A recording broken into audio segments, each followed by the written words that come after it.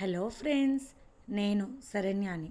ఇవాళ 7 అడుగుల బంధం 25వ భాగంలోకి వెళ్ళిపోదాము. రచించిన వారు మీనా ముక్తేశ్వర్ గారు. రవివర్మ ధరణి లోపలికి వెళ్ళారు. పని వాళ్ళ కారులో ధరణి పుట్టింటి వారు పంపిన సారెను లోపలికి చేరుస్తున్నారు. ఇంతలో శ్రీనివాసరావు గారు, దేవిక, ఆనంద్ గారు, రాజా వచ్చారు. అందరినీ పలకరించి వసుంధరాదేవి గారికి చెప్పి కాసేపు కూర్చొని కాఫీ తీసుకుని పని ఉందని బయలుదేరారు నలుగురు. అమ్మాయిని పంపాలన్న ఫార్మాలిటీస్తో వచ్చారు. సాధనకు చాలా కోపంగా అనిపించింది రవివర్మ దంపతులను చూసి. ఏం కనబడుతుందో అందం దానిలో, తెగ హ్యాపీగా ఉన్నాడు. నా చెల్లెల్ని మోసం చేసి నువ్వు ఆనందంగా ఎప్పటికీ ఉండలేవు. పెళ్ళి కాకుండా ఒక బిడ్డకు తల్లి అయింది, పరువు పోగొట్టుకుంది నా చెల్లెలు అని బాధగా పక్కకు వెళ్ళిపోయింది సాధన. రాధాకృష్ణ గారు, అనురాధ గారు ఊరు వెళ్ళటానికి బయలుదేరుతున్నారు. ధరణి, మీరు వచ్చాక వెళ్దామని ఆగాము. పేషెంట్స్ వెయిట్ చేస్తున్నారు మా కోసం. నిజానికి డాక్టర్స్గా ఉంటూ ఇన్ని రోజులు ఇలా ఉండకూడదు. మీరు తప్పకుండా హైదరాబాద్ రండి అంటూ నవ్వుతూ చెప్పింది అనురాధ. రాధాకృష్ణ గారు కూడా తప్పకుండా రండి రవివర్మ, రండమ్మా అంటూ ధరణి వైపు చూసి అని మరీ చెప్పారు.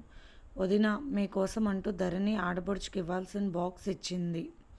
వెండి ప్లేట్లో పట్టు చీర, వర్క్ బ్లౌజ్, డైమండ్ నెక్లెస్, గాజులు, ఆకువక్క, తాంబూలం, వెండి కుంకుమ భరణె, గంధపు గిన్నెల సెట్ అనురాధ చేతిలో పెట్టి అనురాధ దంపతులు ఇద్దరికీ నమస్కరించి ఆశీర్వాదాలు తీసుకుంది ధరణి. ఇన్ని విలువైన కానుకలు నాకెందుకు ధరణి, ఈ ఆడపడుచు లాంఛనాలు నాకు అంతగా ఇష్టం ఉండవు అన్నది అనురాధ మొహమాటంగా. ఇవి లాంఛనాలు కాదు వదిన, ఆడపడుచుకి మనం ఇవ్వాల్సిన గౌరవం. ప్రతి ఇంట్లో ఉన్న ఆడపడుచు లక్ష్మీదేవితో సమానం. ఆమెను ప్రసన్నం చేసుకోవాలి, ఆడపడుచుని గౌరవించాలి అని చెప్తూ ఉంటారు మా నాన్నమ్మ అంటూ నవ్వింది ధరణి. ఒక ఛాయ తక్కువే కానీ ఎంత కలగా అందంగా ఉంటావు ధరణి దగ్గర నుండి చూస్తూ. అనురాధ మనసులో మెచ్చుకోకుండా ఉండలేకపోయింది ధరణి వైపు చూస్తూ. అవును, నవ్వుతూ కలకల్లాడుతూ ఉండే అమ్మాయిలు కలగా అందంగా కనిపిస్తారు. వారి మంచి మనసు మాయలేని నవ్వులలో బాగా కనిపిస్తుంది. ఆ స్వచ్ఛమైన నవ్వు ధరణిలో చూసింది అనురాధ. మీ అన్నయ్య గారు ఈ ఇంటికి తగ్గ కోడలు వచ్చిందంటూ మెచ్చుకుంటే నేనేమో అనుకున్నాను. నువ్వు నిజంగా ఈ ఇంటికి రావాల్సిన కరెక్ట్ కోడలివి అంటూ మెచ్చుకుంది అనురాధ. ఇంతలో సాధన బయటకు వచ్చింది. అక్క, మీరు కూడా ఇచ్చారు తాంబూలం అంటూ వెండి ప్లేట్లో పట్టుచీర, డిజైన్ బ్లౌజ్, గాజులు, తాంబూలం ఇచ్చింది ధరణి. బావగారికి సాధనకు నమస్కరించబోతుంటే వద్దు వద్దు, మేమేమీ అంత పెద్దవాళ్ళం కాదులే అంటూ పక్కకు వెళ్ళిపోయింది సాధన. తర్వాత అత్తగారికి విలువైన పట్టు చీర, పగడాల దండ ఇచ్చింది ధరణి. ఎందుకమ్మా ఇంత విలువైన వస్తువులు అన్నారు వసుంధరాదేవి గారు. అత్తగారి పాదాలకు నమస్కరించుకుంది. రవివర్మ పైనుండి ధరణి అంటూ పిలిచారు. భర్త పొజిషన్లో చాలా దర్భంగా పిలుస్తున్న రవివర్మ గారి వైపు చూసి ఆనందంగా నవ్వుతూ మెట్లెక్కింది ధరణి. అనురాధ దంపతులు అందరికీ చెప్పి బయలుదేరారు.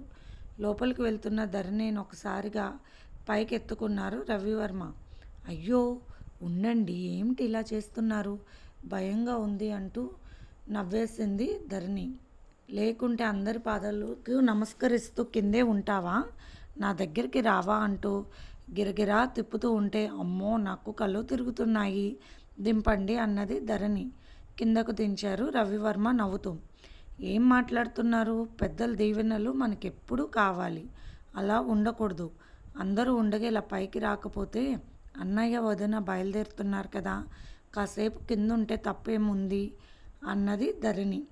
ఏమో ధరణి, అవన్నీ నాకేమీ తెలియవు. నాకు కంఫర్టబుల్గా లేకపోతే అక్కడ ఉండలేను. మొదటి నుంచి అదే అలవాటు నాకంటూ నవ్వాడు రవివర్మ. చిన్నతనం నుండే నన్ను అర్థం చేసుకుంటారు, ఎందుకంటే నా పద్ధతి ఇదే అన్నారు రవివర్మ గారు స్టైల్గా చూస్తూ. అప్పటి వరకు చిన్నవారే, కానీ ఇప్పుడు పెళ్ళైన వారు. అన్నీ తెలుసుకుని మసులుకోవాలి కదా. కాసేపు కింద కూర్చుని అందరితో మాట్లాడి అక్క బావగారు వెళ్తుంటే వాళ్ళని సాగనంపాలి కదా, అలా ఉండకూడదండి అంటూ నవ్వుతూ చెప్పింది ధరణి. ఓకే మేడం, భార్యగా వచ్చారు, ఇక నేను భరించాల్సిందే, తప్పదు. మీరు ఈయన చెప్తే అదే చేస్తాను చిత్తం దేవి అంటూ నవ్వాడు రవివర్మ. సరే కాసేపు ఫ్రెష్ అయ్యి మన కంపెనీల దగ్గరికి వెళ్ళండి. వర్కర్స్ ఏం చేస్తున్నారు, ఎలా చేశారని కనుక్కోవాలి కదా మీరు అంటూ చెప్తున్న భార్య వైపు ఆనందంగా చూస్తున్నాడు రవివర్మ. ఇన్ని మంచి లక్షణాలు ఉంటాయా అమ్మాయిలలో? నో నో నో, అందరిలో ఉండదు సుమా, నా ధరణిలోనే ఉంటాయి అని మంచి విషయాలంటూ దగ్గరికి తీసుకోబోయాడు రవివర్మ. ప్రస్తుతానికి బయటకు వెళ్ళి మన ఫ్యాక్టరీలన్నీ ఒకసారి చూసిరండి. ఏవో షాప్స్ అవి ఉన్నాయని చెప్పారు కదా, అవి కూడా ఒక్కసారి వెళ్ళి చూసిరండి. బాధ్యత ముఖ్యం కదా అంటూ నవ్వింది ధరణి. నువ్వెన్ని చెప్పినా 2 రోజులు మాత్రం నేను వెళ్ళను. హనీమూన్కి వెళ్ళాలి, టికెట్స్ రెడీగా ఉన్నాయి, త్వరగా రావాలి నువ్వు అన్నారు రవివర్మ. హనీమూనా? ఎక్కడికి అన్నది ధరణి నవ్వుతూ. ఎక్కడికి, ఇదే మన హనీమూన్ ప్లేస్ అంటూ సిట్అవుట్లో అందంగా అలంకరించిన చెట్ల దగ్గర ఉన్న ఉయ్యాల్లో కూర్చున్నారు రవివర్మ. మనసైన తోడు చెంతన ఉంటే అదే స్వర్గం, అంతకు మించిన హనీమూన్ ఎక్కడుంటుంది అన్నారు రవివర్మ నవ్వుతూ. ఎంత వద్దన్న రవివర్మ చేష్టలను అడ్డగించలేకపోయింది ధరణి. అందంగా రవివర్మ ముచ్చట తీర్చుకునే వరకు వదలలేదు ధరణిని. ధరణి ఫ్రెష్గా స్నానం చేసి సిల్క్ శారీ కట్టుకొని కిందకు వెళ్ళింది. అత్తయ్య గారు, నాకేమైనా పనులు చెప్పండి, చేస్తానంటూ నవ్వుతూ అడిగింది ధరణి. ఎప్పుడు చూసినా ఎంతో ఫ్రెష్గా చక్కగా నవ్వుతూ కనిపించే ధరణిని చూసి మర్చిపోయారు వసుంధరాదేవి గారు. అసలు ధరణి రెడీ అయ్యే తీరు ఎంతో అందంగా ఉంటుంది, సింపుల్గా ఉంటుంది, చూడముచ్చటగా ఉంటుంది. ఆమె వస్త్రధారణ ఎప్పుడు చెరగని నవ్వు ధరణి వైపు అలా చూడాలనిపిస్తుంది అనుకున్నారు వసుంధరాదేవి. కొడుకు కోడలు ఎంతో సంతోషంగా ఉన్నారన్న సంగతి అట్టే గమనించేశారు ఆమె. పని వాళ్ళన్నీ చేస్తారు ధరణి, కాసేపు నా దగ్గర కూర్చుని మాటలు చెప్పు అన్నారు వసుంధరాదేవి గారు. నీ చదువు పూర్తయిందా అన్నారు వసుంధరాదేవి గారు. లేదు అత్తయ్య గారు, 3 నెలలు ఉంటే పూర్తయిపోతుంది, ఎగ్జామ్స్ ఉంటాయి, సబ్జెక్ట్లో ఐడియా ఉందిలేండి అంటూ నవ్వింది ధరణి. అన్నీ మాట్లాడుకుంటూ ఉన్నారు. మేము బయలుదేరుతున్నామని చెప్పింది సాధన అత్తగారి వైపు, తోడుకోడల వైపు కోపంగా చూస్తూ. కొత్తగా ఏదైనా చాలా ఇష్టంగా అనిపిస్తుంది, పోను తెలుస్తుంది కష్టం ఏమిటో అని విసురుగా వెనక్కి వెళ్ళింది సాధన. మోహన్ వర్మ వచ్చారు తల్లి దగ్గరకు. పక్కన లేచి నిలబడింది ధరణి దూరంగా.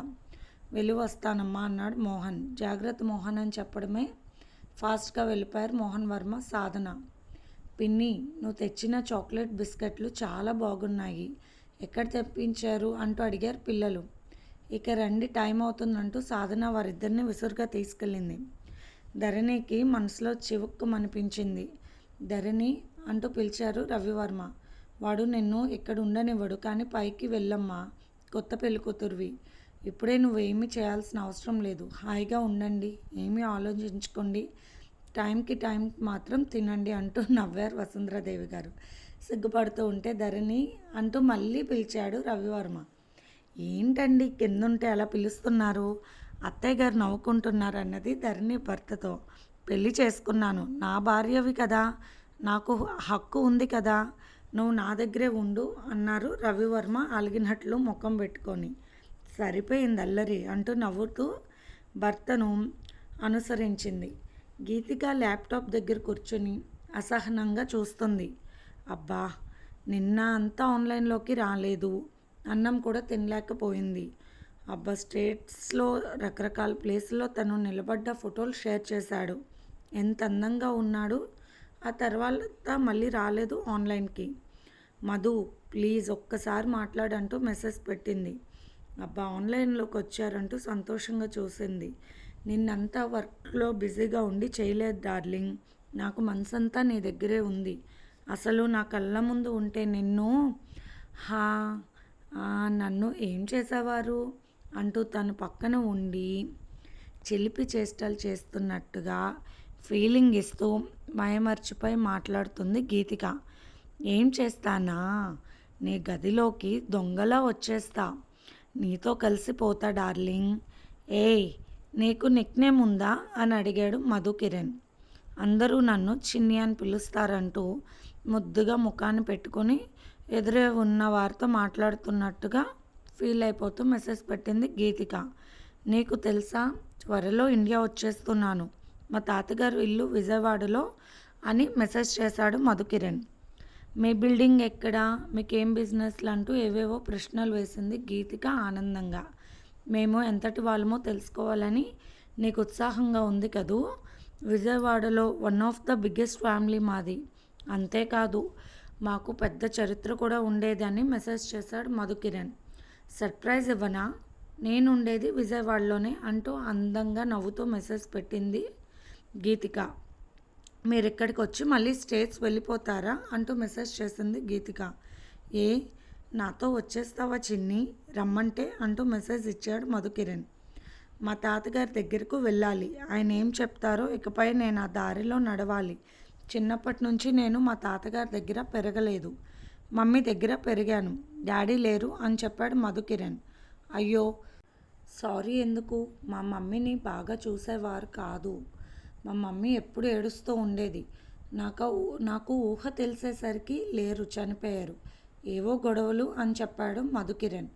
అబ్బా, మీరెప్పుడు వస్తారు, మీకోసం కళ్ళల్లో ఒత్తులు వేసుకుని ఎదురు చూస్తూ ఉంటాను అన్నది గీతిక.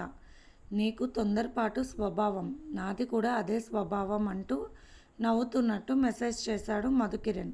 నీ డీటెయిల్స్ మొత్తం కనిపెట్టి నువ్వెంతటి అందగత్తవో కూడా తెలుసుకున్నానన్నాడు మధుకిరణ్.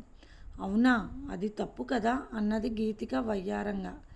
అందగత్తని అనగానే గాలిలో తేలిపోయినట్టుగా అనిపించింది గీతిక మనసుకు. చిన్ని కళ్ళు చాలా అందంగా ఉంటాయి, చాలా డిఫరెంట్గా కూడా ఉన్నాయి. మన తెలుగు వాళ్ళకు ఆరుదుగా ఉండే గ్రీన్ షేడ్ ఐస్, ఒక శిల్పి చెక్కినట్లు నీ అందం నేత్రానందం చిన్ని అంటూ మెసేజ్ చేశాడు మధుకిరణ్. నా సొంతమైతే జన్మ ధన్యమే అంటూ తెగ ఉత్సాహంగా చెబుతున్నాడు మధుకిరణ్. మీ మాటలు నాకు చాలా బాధగా ఉన్నాయి అన్నది గీతిక. బాధగా ఉన్నాయా అంటూ మెసేజ్ పెట్టాడు మధుకిరణ్. మీరు దూరంగా ఉండి అలాంటి మెసేజ్లు పెడితే నాకు ఎలా ఉంటుంది మరి అంటూ గారాభంగా మెసేజ్ పెట్టింది గీతిక. అసలు ఇప్పట్లో ఇండియా వద్దామని నేను అనుకోలేదు, కానీ నిన్ను చూశాక నేను ఆగలేకున్నాను అంటూ మెసేజ్ చేసిన మధుకిరణ్ మెసేజ్కు కొద్దిగా సిగ్గుపడిపోయింది గీతిక. గీతిక అంటూ పెద్దగా అరిచారు దుర్గమ్మ గారు. అమ్మో రాక్షసి, నానమ్మ పిలుస్తుంది, ఓకే బాయ్ అంటూ పెట్టేసింది గీతిక. ఏం చేస్తున్నావు, ఎన్నిసార్లు పిలవాలి, గుమ్మం ముందుకు వచ్చి పిలుస్తున్నావు, ఒళ్ళు తెలియనట్టుగా ఉందా అంటూ చాలా కోపంగా చూశారు గీతిక వైపు దుర్గమ్మ. ఏంటి ఎంతసేపు దాని ముందు కూర్చుని ఏవేవో చేస్తూ ఉంటావు, సెలవులే కదా, ఇంట్లో పని పాటలు చేసుకోవచ్చు కదా, పెళ్ళి కావాల్సిన పిల్లవు, బుద్ధి లేదా అంటూ కోపంగా తిట్టేశారు దుర్గమ్మ గారు. అది కాదు నానమ్మ, ఏమైనా ఎగ్జామ్స్ పడ్డాయేమో అని సిలబస్ గురించి చూసుకుంటున్నాను, చదువు సంగతి అని చెప్పింది గీతిక అమాయకంగా ముఖం పెట్టుకుని. అంత నటించాల్సిన అవసరం లేదు నీకు. నీ ముఖం చెప్పేది ఒకటి, నీ కళ్ళు చెప్పేది ఒకటి, నీ చేతులు చేసేది ఒకటి. చిన్నతనం నుండి అన్నీ గమనించిందా దాన్ని, నాకే పాఠాలు చెప్తావా నువ్వంటూ చాలా కోపంగా తిట్టింది దుర్గమ్మ. దేవిక గారు బయటకు వచ్చి కంగారుగా చూస్తున్నారు. ఏమైంది అత్తయ్య అంటూ అడిగింది. వయసుకు వచ్చిన పిల్ల ఇంట్లో ఖాళీగా ఉంటుందో ఏం చేస్తుందో పట్టించుకోకుండా అలా వదిలేస్తావా? ఏదో ఒక పని చెప్పి చేయించాలి కానీ పిల్లలంటే గారాబం ఉండవచ్చు, అది అందరి విషయంలో కరెక్ట్ కాదంటూ గీతిక వైపు చాలా కోపంగా చూశారు దుర్గమ్మ గారు. ఇంత వయసు వచ్చినా మీ నాన్న మీ బాబాయ్ నా మాటకు ఎదురు చెప్పరు, అంత భయభక్తులతో ఉంటారు. నీ మటుకు నీకు ఎన్నోసార్లు చెప్పాను, ఖాళీగా దాన్ని ముందు కూర్చోవద్దని అంటూ సీరియస్గా ఉన్నది దుర్గమ్మ.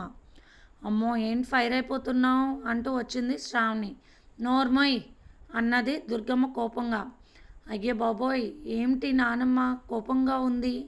నానమ్మకు కోపం ఊరికే రాదు. ఏమైంది నానమ్మ అన్నది భయంగా శ్రావణి. ఏమి కాకూడదని నాకు భయం, అవన్నీ మీ అమ్మకు అర్థం కావాలి, మీ నాన్నకు తెలియాలి.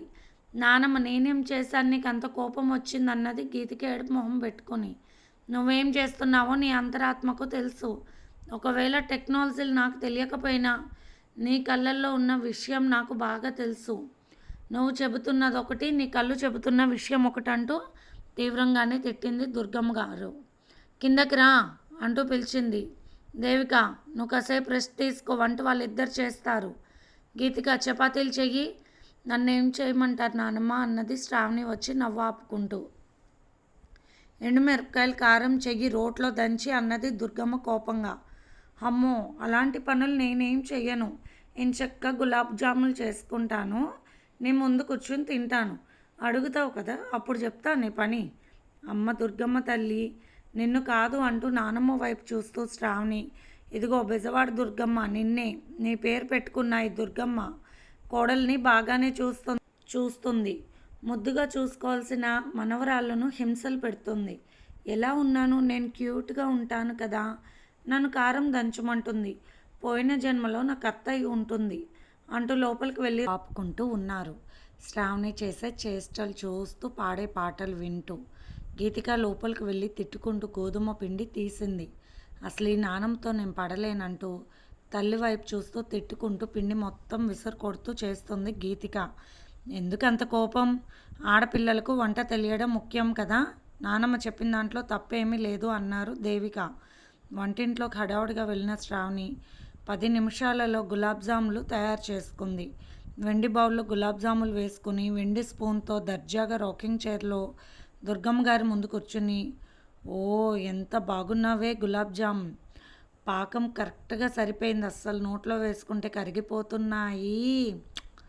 గులాబ్ జాములు చేయాలంటే కావాలి శ్రావణి, ప్రతి ఒక్కరూ గులాం అవ్వాల్సిందే మరి. టింగ్ టింగ్ అంటూ నోరూరిస్తూ తింటూ ఉన్నది శ్రావణి గులాబ్ జామ్. దుర్గమ్మ గారికి కోపం పోయి తీపి అంటే మక్కువ అవ్వటం వలన, ఒసే నా బుజ్జి మనవరాలివి కదూ, నా బుజ్జి నువ్వంటే నాకు ఎంత ప్రేమే, నువ్వు చేసిన వంటకం నీ చేత్తో నాకు రుచి చూపించవా అన్నారు దుర్గమ్మ గారు. లేదు, రోట్లో కారం దంచు. హా హా హా, నేను నీ అత్తగారిని, చెప్పింది చేయి దుర్గమ్మ అంటూ అల్లరి చేస్తుంది శ్రావణి. వంటింట్లో విపరీతమైన శబ్దాలు వస్తున్నాయి. చపాతీలు చేస్తున్నావా లేకపోతే చెక్క పని చేస్తున్నావా తల్లి అన్నారు దుర్గమ్మ గారు. దేవిక, ఇలా వచ్చి కూర్చో అని పిలిచారు. నా పక్కన కూర్చోవే అంటూ ఇద్దరు సోఫాలో కూర్చొని ముచ్చట్లాడుతున్నారు. గులాబ్ జాములు ఎక్కువ చేసిందా, నాకు ఒక 2 సైలెంట్గా తీసుకురా అంటూ రహస్యంగా చెప్తున్నారు దుర్గమ్మ గారు. ఇది ఫ్రెండ్స్ ఇవాల్టి ఎపిసోడ్.